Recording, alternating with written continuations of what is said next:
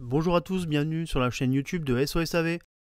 Aujourd'hui on se retrouve pour un nouveau tutoriel, mais avant avec le code guide vidéo, vous aurez moins 10% sur votre panier lors du passage de votre commande sur notre site. Aujourd'hui nous allons voir comment changer la batterie du Oppo Reno 4Z qui vous demandera 30 minutes de votre temps et une difficulté de 3 sur 5. Commencez par éteindre votre téléphone. Ensuite, à l'aide de l'outil SIM, éjectez le tiroir SIM de celui-ci. Nous allons à présent décoller la vitre arrière. Pour cela, chauffez tout le contour de la vitre arrière à l'aide du sèche-cheveux ou d'un décapeur thermique durant 20 à 30 secondes. Appliquez la ventouse sur le bas de la vitre arrière et tout en tirant dessus, insérez le médiateur en métal troué entre la vitre arrière et le châssis du téléphone pour créer un point d'insertion.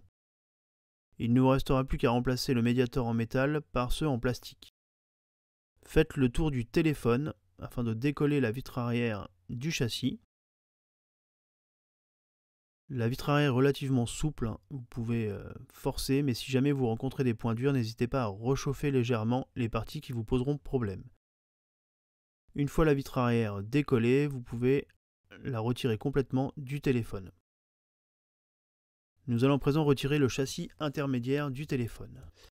Pour cela, munissez-vous du tournevis cruciforme afin de dévisser les 10 vis qui se trouvent sur la partie supérieure et les 9 vis sur la partie inférieure.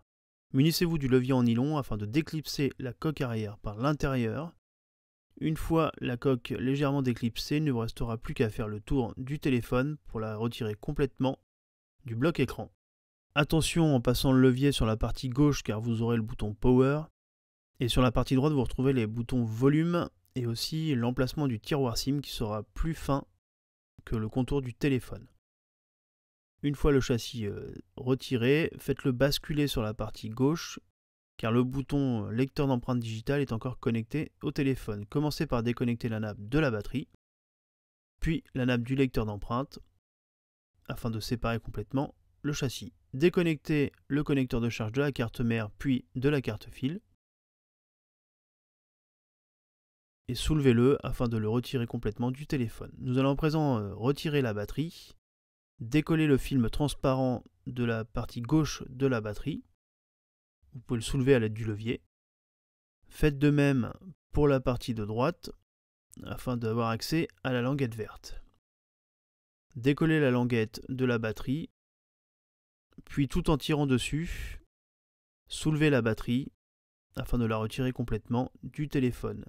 N'hésitez pas, il faut forcer un petit peu pour la retirer de son film transparent. Retirez le film transparent du châssis du téléphone de façon à garder la partie noire qui est autocollante sur le châssis afin de venir replacer la nouvelle batterie sur ces stickers. Pour ne manquer aucune de nos vidéos, n'hésitez pas à vous abonner et à activer les notifications. En ce qui concerne la nouvelle batterie, il vous suffira juste de l'installer dans le châssis du téléphone, bien appuyer dessus afin que celle-ci vienne adhérer au sticker. Nous allons à présent réinstaller le connecteur de charge dans le téléphone. Pour cela, glissez-le dans son emplacement sur la partie basse du téléphone. Connectez-le sur la carte fil qui se trouve en bas à droite, puis sur la carte mère. Nous allons à présent reconnecter le lecteur d'empreintes digitales sur la carte mère. Venez poser sur la partie gauche du téléphone le châssis intermédiaire. Une fois reconnecté, faites de même pour la nappe de la batterie.